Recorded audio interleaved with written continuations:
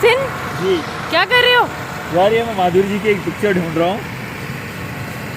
और ये क्या है उस पिक्चर में? साड़ी है एक उनकी बहुत खूबसूरत सी, जो मुझे बड़ी पसंद आई अभी थी। तुम क्या कह रहे थे कि पिक्चर वो करते हुए इसको ऐसे क्या कर रहे हो ये तुम? ये मैं वो ढूंढ रहा हूँ क्योंकि वो पिछले मेरे ख्याल से फरवरी में या मार्च में उन्होंने पहनी थी।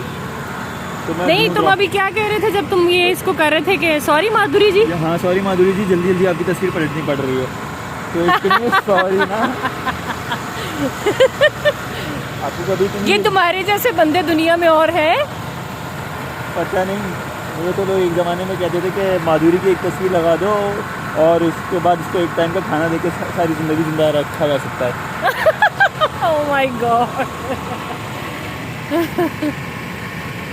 यार आ जाओ भाई माधुरी जी, प्लीज़ जल्दी आ जाओ Madhuri ji, oh my god. Please Karachi आ जाएं।